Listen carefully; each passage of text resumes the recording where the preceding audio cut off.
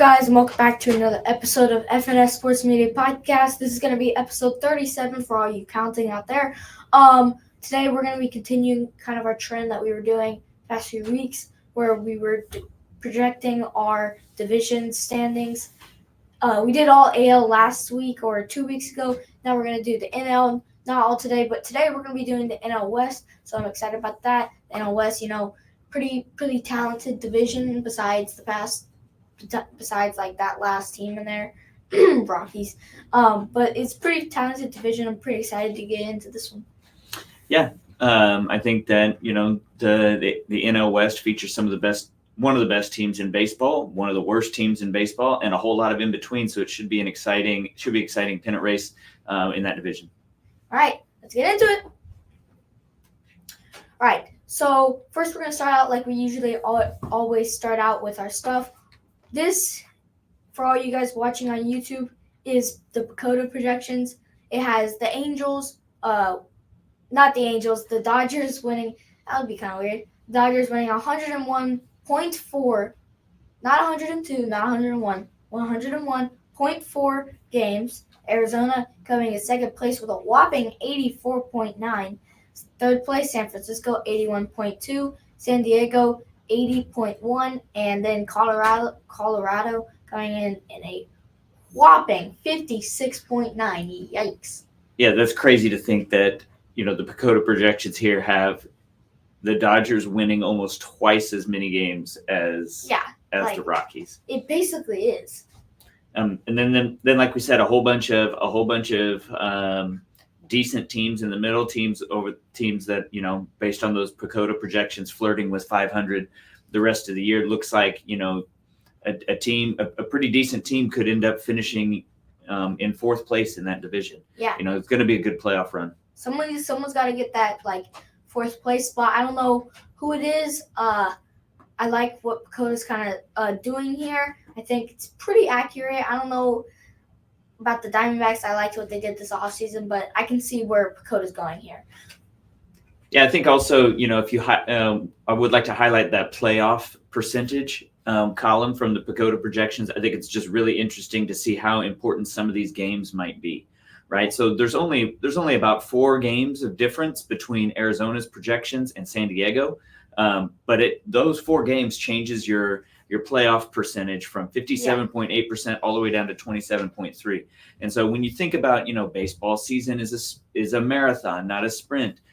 Some game you see sometimes teams or managers will set a lineup to give a lot of players a day off, kind of just like, hey, well, whatever this game is. But like here in the NL West, every single game is going to matter.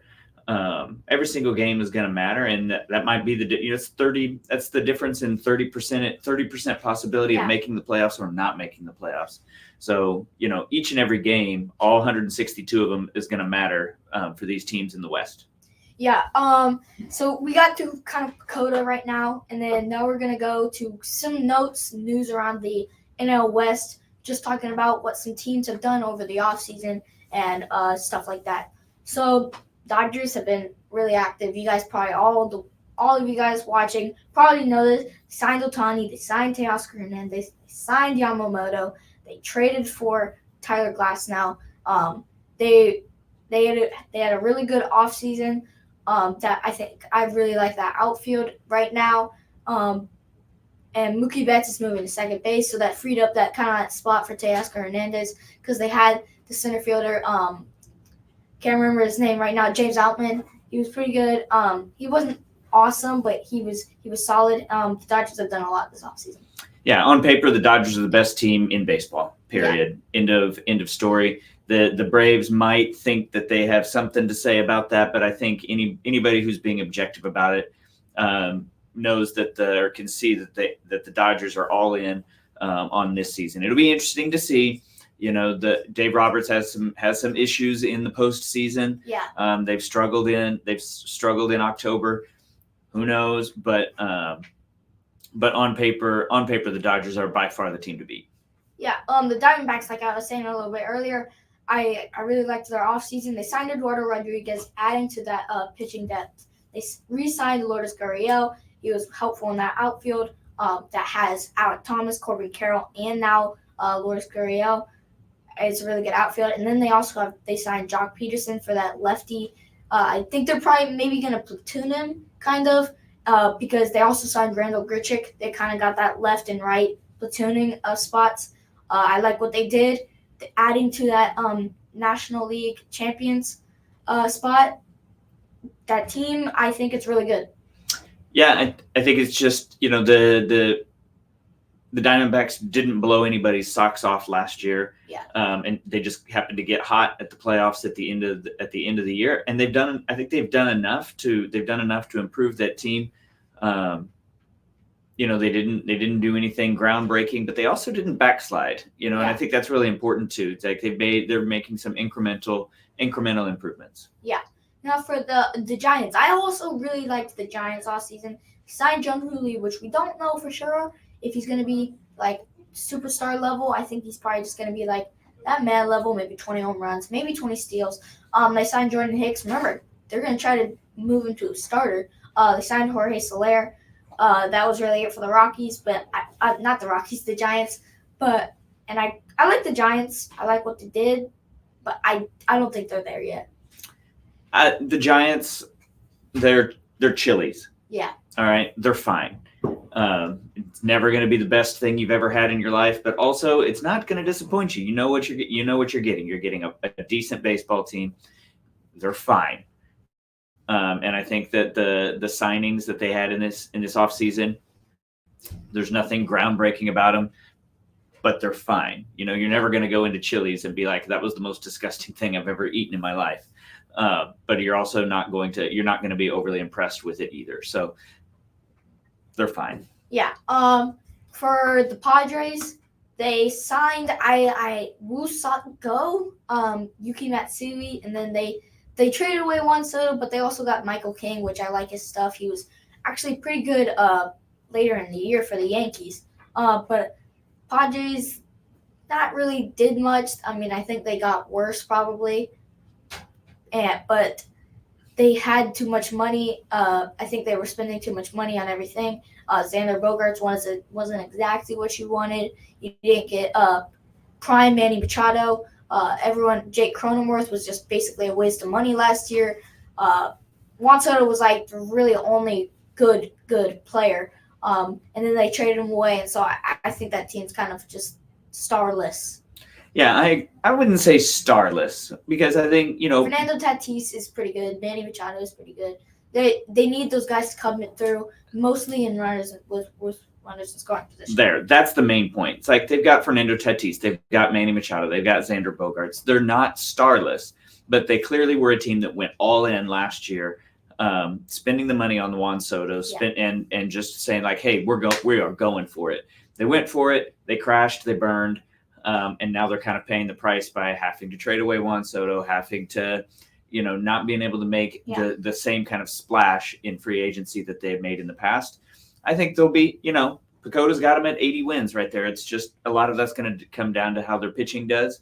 And then, they unfortunately play in the West that have a lot of good to decent teams in it. And they're going to have to play a lot of games against the Dodgers. But, I think, they could always be the Pirates, or they could always be the Colorado Rockies. Colorado Rockies, speaking of Colorado Rockies, they did basically nothing. I mean, they signed Jacob Stallings. Woo! But, yeah, they did really nothing.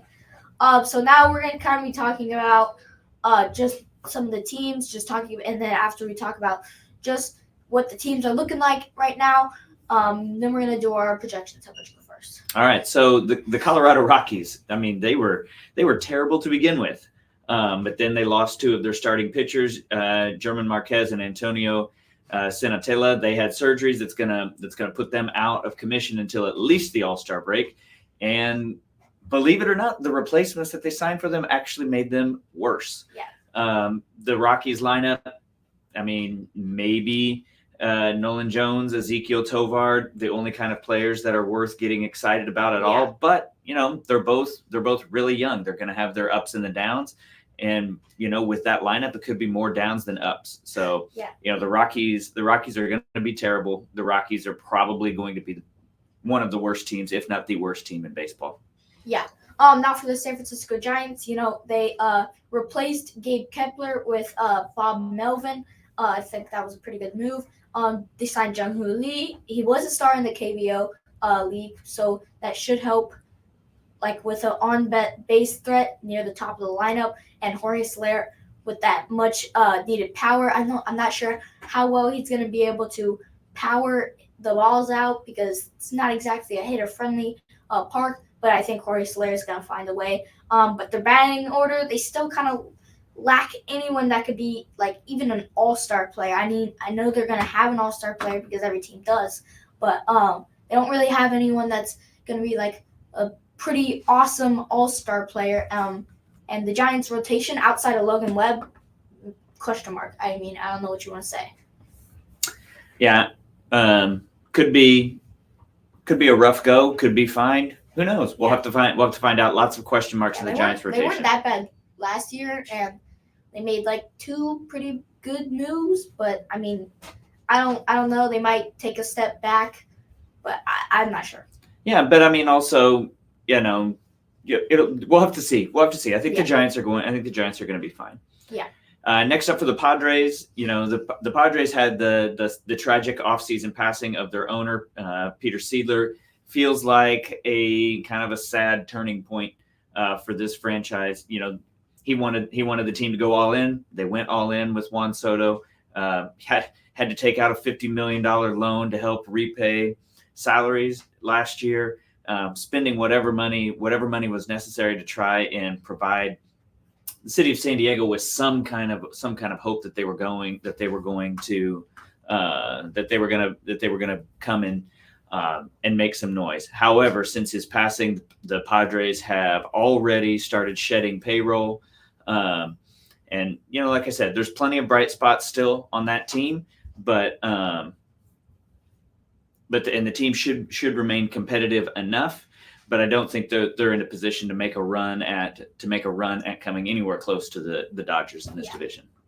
For the Arizona Diamondbacks, after going on a World Series run in 2023, the Diamondbacks, they didn't sell all their players. They didn't restart, as some teams do. But instead, they added Eugenio Suarez, that we forgot to mention up there. Pretty big power threat at third base. Josh Peterson, Randall Grichuk. That improves the depth in its batting order. Not only that, but they also boosted the middle of the rotation with Eduardo Rodriguez. He's not a superstar pitcher, but he's pretty good, and he should be able to fill like 2, 3, or probably not 4, but either a 2 or a 3, and add that with like Zach Gallen. Brandon Pfaadt was pretty good in the postseason. Excited for that. He had pretty good breaking ball, and now Eduardo Rodriguez. That's a pretty good 3. They could make another deep playoff run in 2024 with their combined moves and the young talent on the roster with Zach Gallen, Corbin Carroll, and Gabriel Moreno.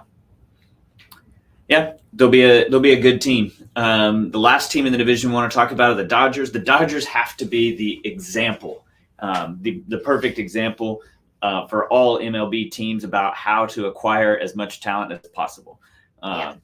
They were creative with their payroll. They've gone out and they did whatever it took, not only to add players to their team, but adding players to their team keeps them off of the teams of their competition. And so, they went out, spent a boatload of money to do it. And even without Shohei Ohtani on the mound this season, they still got a bunch of different guys. Yeah, and having him in the lineup gives the Dodgers 3 legit, viable MVP candidates in Shohei Ohtani, Mookie Betts, Freddie Freeman. The rotation is looking pretty good too. Tyler Glasnow, Yoshinobu Yamamoto, and then potentially that combination of James Paxton and Walker Buehler. Yeah. That's going to provide depth for the pitching rotation that they really need until Clayton Kershaw returns.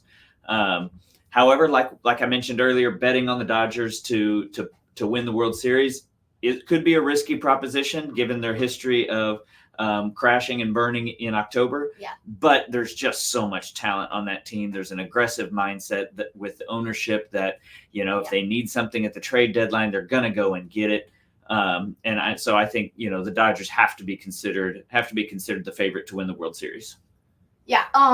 Yeah, I can see where you're going. For the rotation, I'm kind of wondering about that because I know they wanted to do like a 6-man rotation at some point. And Walker Buehler and James Paxton, they've got a pretty good injury history. So I'm not sure about that. And then Tyler Glasnow, if you're talking about injury history, there's your guy. And then Yoshinobu Yamamoto, we know his stuff is nasty. We saw it in WBC, but like, how is he going to translate to the MLB against big league hitters, against players like that? I know he was pretty dominant in the WBC. I know that, but I just don't know how well that rotation is going to work out. We'll have to see. Yeah. What are your predictions for the division? So I'm going. It kind of pains me to do this, but I think I have to go Dodgers, number one, because they're just going to win 101 games. They're going to win the division. Will they win the World Series? I don't know. But I'm going with Dodgers 1, Diamondbacks 2, Padres 3, the Giants 4, and then Colorado Rockies 5. Not a really surprise there. I kind of like what I did. I know I was kind of bashing the Padres a little bit earlier, but I still think that they still could back if Xander Bogaerts and all their different guys gets back to where they usually are. They're not a terrible team. Even on paper, they're still pretty good, and I think that they could do something. Giants, I don't know what to say really about the Giants. They're just going to be remaining in that 4 spot again. Diamondbacks 2, I couldn't really put Diamondbacks any lower than that for me. What do you think? Yeah, I think first and fifth are locked in, set in stone.